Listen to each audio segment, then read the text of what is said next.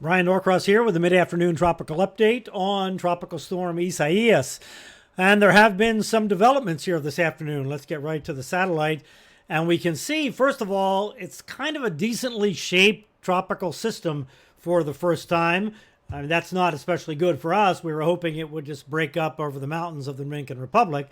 But here we can see this is kind of a tail that leads into a system up in here that seems to be developing right along the northern coast of the Dominican Republic now. You can kind of make it out there. Let me go close up on that area, and we can kind of make out a rotation. You see it in there? You see it right in there? The thinking is that that may very well be a center developing. Now, the computer forecast models have indicated that the center would kind of redevelop on the north coast. It didn't actually move there.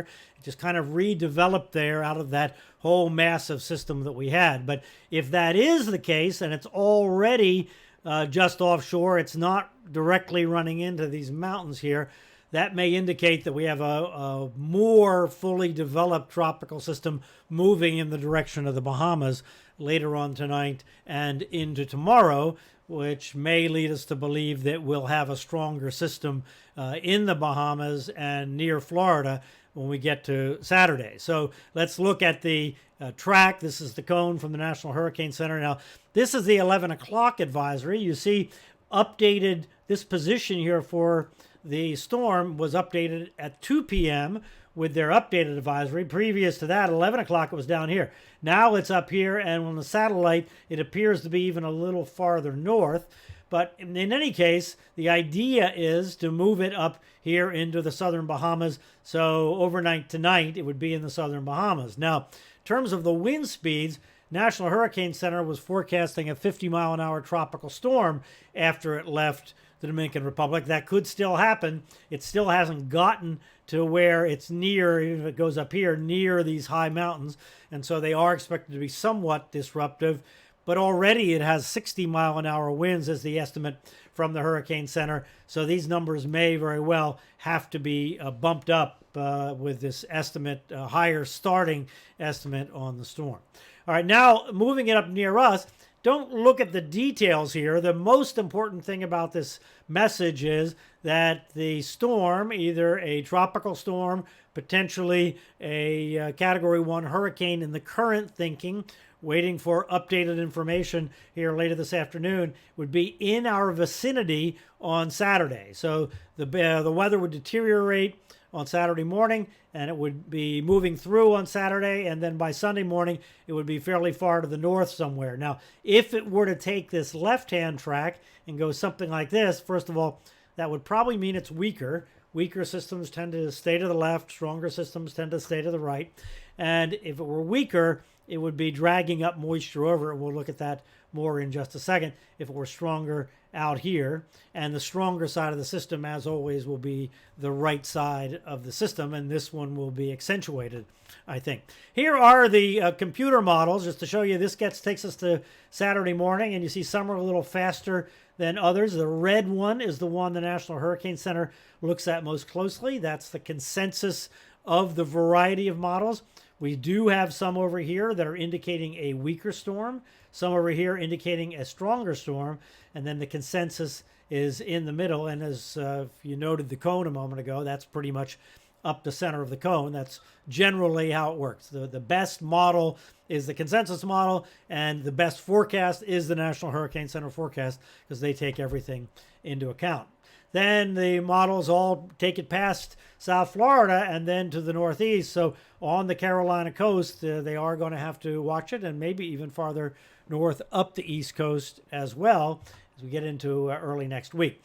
So here is the American GFS model. It's representative of the idea that the center of circulation would be not too far off our shore on Saturday morning. So this is nominally 8 o'clock in the morning, but just think of it as early Saturday morning.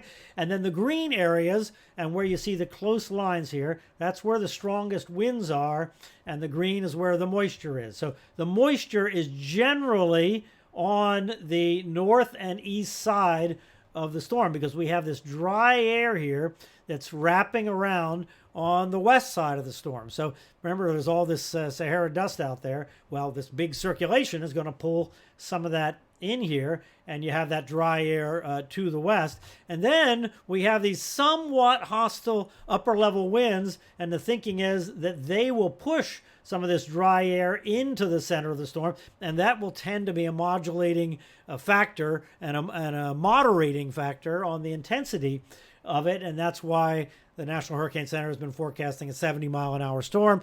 They forecast 70. You have to imagine it could be 80, so you have to think that it could be a Category 1 hurricane. But over the Bahamas, the water is plenty warm to develop a very strong hurricane. But if you don't have favorable atmospheric conditions, then that can be a moderating factor.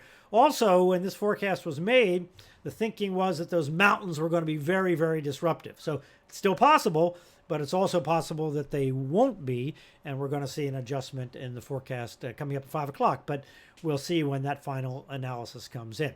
So here in South Florida, the question is, what should we be thinking now? What should we be doing now?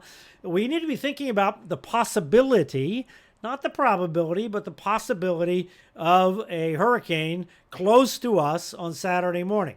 Could it be a little bit over here? Absolutely. That would still be in the cone. Could it be a little bit over here? Yes. Probably if it were over here, it would be a weaker storm. Probably if it were over here, it would be stronger. But the computer models are indicating a plenty strong storm not that far offshore.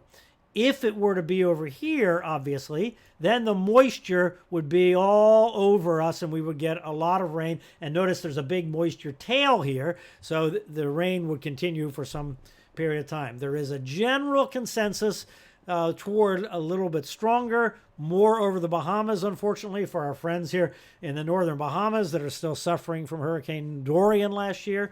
You may very well have a storm here that's you're going to have to deal with, perhaps even a hurricane. So just bear that in mind. It would be a Saturday event. Tomorrow is a preparation day, and we'll see exactly what happens with the mountains and everything by tonight or tomorrow morning, and then we'll have a much better idea exactly what we're going to deal with on Saturday. But we need to be ready for that possibility right now.